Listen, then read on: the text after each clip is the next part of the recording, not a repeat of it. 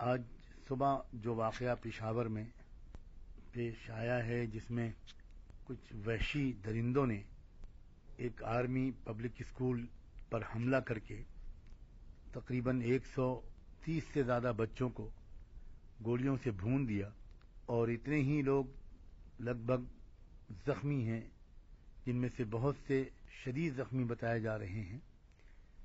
اس واقعے کی مذمت کے لیے میرے پاس الفاظ نہیں ہیں۔ دنیا میں کہیں بھی اگر یہ واقعہ اس طرح کا وجود میں آتا تو یقیناً سخت مذمت کے وہ لائق، لیکن یہاں جو اس واقعے کی نوعیت ہے کہ جن لوگوں نے یہ بتایا جاتا ہے کہ یہ وحشیانہ حملہ کیا ہے، انہوں نے جہاد کے نام پر یہ کام کیا ہے۔ اس پہلو سے اس واقعے کی جو خطرناکی ہے اور اس واقعے کا جو ہولناکی ہے وہ کئی گنا بڑھ جاتی ہے۔ ایک طرف تو اس واقعے کا یہ پہلو ہے کہ کتنی ماؤں کی گودیں سونی ہو گئیں، کتنے گھروں میں اس وقت ماتم کی کیفیت ہوگی، اس کو سوچ کر شاید دنیا کا ہر حساس انسان آج کی رات کو سو نہ پائے گا۔ کاش کہ تمام بھارتی مسلمانوں کی طرف سے اور پوری ہندوستانی قوم کی طرف سے ہمارا تعزیت کا پیغام اور ہمارے دکھے دل کی آواز ان غمزدہ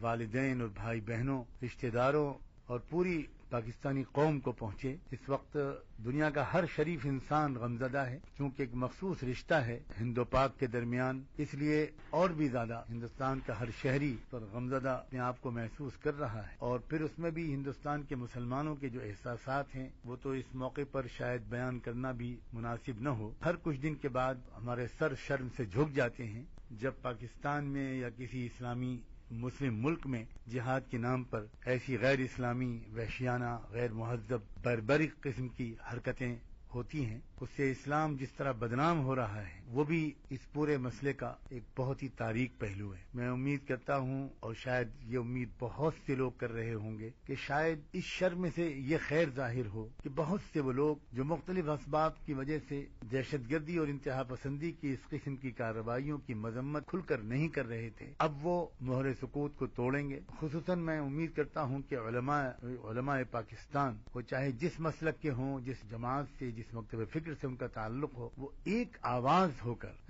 اس کی مذمت کریں اور کھل کر اب اس کی مذمت میں سامنے آئیں۔ اس موقع پر کوئی شکوے شکایت کرنا مناسب نہیں ہے۔ مجھے اس بات کا ڈر ہے کہ جن لوگوں پر اسلام کی تشریح کی ذمہ داری ہے اور معاشرے میں پھیلے ہوئے منکرات کو روکنے کی ذمہ داری ہے، اگر ہمارا وہ طبقہ ایسے صریح منکرات کو روکنے کے سلسلے میں اپنی ذمہ داریاں ادا نہیں کرتا تو اس کے سر پر بھی بہت بڑی ذمہ داری عائد ہوتی ہے اور ہوگی جب احکم الحاکمین کی عدالت میں ہر مقدمہ پیش ہوگا۔ اس لیے اس وقت پوری قوم کو ایک آواز ہو کر اس کی مذمت کرنی چاہیے، اور اس مذمت میں قوم کی قیادت وہ اہل علم کر رہے ہوں، مسجدوں کے ممبروں سے اور مدارس سے اور علمی اور دینی مراکز سے وہ یہ واضح کر رہے ہوں کہ اس کا اسلام سے اور جہاد سے کوئی تعلق نہیں ہے۔ یہ ایک وحشیانہ حرکت ہے۔ اسلام تو اسلام، انسانیت سے بھی اس کا کوئی تعلق نہیں۔ اگر آپ کو ان لوگوں کو پاکستانی فوج سے کچھ شکایتیں ہیں تو یہ پاکستانی فوج سے مقابلہ کریں۔ یہ ان معصوم بچوں نے ان کا کیا بگاڑا تھا؟ ان نہتے بچوں اور بچیوں نے کیا بگاڑا تھا ان کا کہ جن پر انہوں نے ایسا بھیانک حملہ کر دیا؟ بہرحال ہم دعا ہے کہ ملت اسلامیہ کو، اس کے جوانوں کو عقل آئے اور وہ اپنی انرجی اور اپنی توانائی کو انسانیت کی ہمہ جہتی ترقی کے لیے استعمال کریں، جو دراصل مقصد تھا بعثت محمدی کا۔ افسوس یہ ہے کہ ایک طرف تو مسلمان یہ کہتے ہیں ہم مسلمان کہ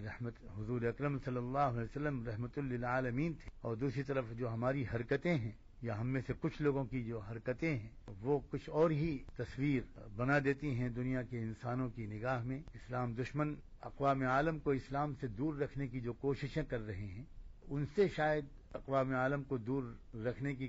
رکھنے میں اتنی کامیابی ان کو نہیں ملتی جتنی یہ اسلام کے نادان دوستوں کی حرکتوں کی وجہ سے کامیابی ملتی ہے۔ اور اگر یہ کہا جاتا ہے کہ یہ دراصل مجاہدین کے بھیس میں یہ دوسرے ملکوں کے بھیجے ہوئے ہرکارے ہوتے ہیں اور یہ ان کے نمائندے ہوتے ہیں، تو پھر میں یہ گزارش کروں گا حکومت پاکستان سے کہ وہ اب ان رازوں کو فاش کریں اور حقائق کو منظر عام پر لائیں اور ثبوت پیش کریں اس بات کے عالمی رائے عامہ کے سامنے، پوری انسانی برادری کے سامنے اس بات کے ثبوت پیش کریں کہ اس قسم کی دہشت گردانہ حرکتیں، دہشت گردی کے ایسے واقعات دراصل کچھ ممالک کی طرف سے برپا کی جاتی ہیں اور ایک تیر سے وہ کئی شکار کھیلنے کی کوشش کرتے ہیں۔ ایک طرف وہ پاکستان کے معاشرے کو غیر مستحکم کرتے ہیں، وہاں کے ہر شہری کو عدم تحفظ کے احساس میں مبتلا کرتے ہیں، اور دوسری طرف اسلام کو بدنام کرنے کا جو ان کا مقصد ہے اسے بھی وہ پورا کرنا چاہتے ہیں۔ تو اگر یہ بات ہے تو کیوں اس راز کو فاش نہیں کیا جاتا اور کیوں اس بات کے ثبوت دنیا کے سامنے نہیں رکھے جاتے؟ اس بات کا ڈر ہے حکومت پاکستان کو، جس کی وجہ سے وہ اس قسم کے واقعات کے بار بار وقوع میں آنے کے باوجود اس سلسلے کے کوئی ثبوت دنیا کے سامنے نہیں رکھ پاتی۔ بہرحال میں ان الفاظ کے ساتھ اپنی اس مذمتی بیان کو مکمل کرتا ہوں اور دعا کرتا ہوں کہ اللہ تعالی ہمارے ان تمام ملکوں کے عوام کو بھی اور حکومتوں کو بھی ہمت بھی دے اور حکمت بھی دے اور ان کی نیت بھی صاف ہو کہ یہ ایک سماجی انصاف قائم کرنے کے لیے ٹھوس اقدامات کریں۔ افسوس یہ ہے کہ اگر پاکستان میں وہاں یہ سب ہو رہا ہے تو ہمارے یہاں ہمارے ملک ہندوستان میں بھی انتہائی احمقانہ اور اشتعال انگیز کارروائیاں کی جا رہی ہیں، جن کا واحد مقصد ملک میں خانہ جنگی کی کیفیت پیدا کرنا ہے اور باہم نفرت اور خوف کی فضا کو، یہ ماحول کو گرما کر کچھ لوگ اپنے سیاسی مقاصد حاصل کرنا چاہتے ہیں۔ ہماری یہ قومیں اگر اپنی توانائیوں کو مثبت طور پر خرچ کرنے کا سلیقہ سیکھ لیتی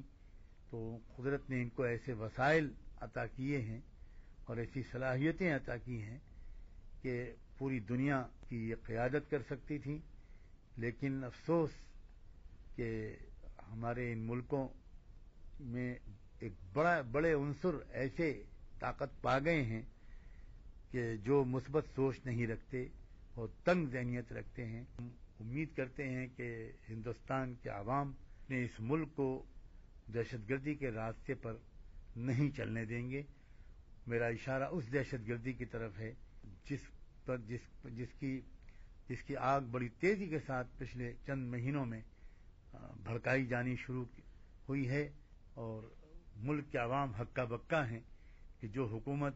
گڈ گورننس اور ڈیولپمنٹ اور سب کا ساتھ اور سب کا وکاس کے بڑے مثبت اور امید افزا نعروں کی بنیاد پر تشکیل پائی تھی، اس حکومت کے زیر سایہ اصل کارروائیاں کیا ہو رہی ہیں اور ترقی کا ایجنڈا اور سب کا ساتھ اور سب کا وکاس یہ کس قدر پس پش ڈال دیا گیا ہے۔ بہرحال میں دعا کرتا ہوں اور ہم سب اس بات کی کوشش کریں کہ ہمارے ملک کے عوام و خواص ہوش کے ناخن لیں اور اپنے ملکوں کو برباد کرنے پر جو عناصر آمادہ ہو گئے ہیں ان کے شر سے اور ان کی کم عقلی اور تنگ نظری سے اپنے ملکوں کو نقصان نہ پہنچنے دیں۔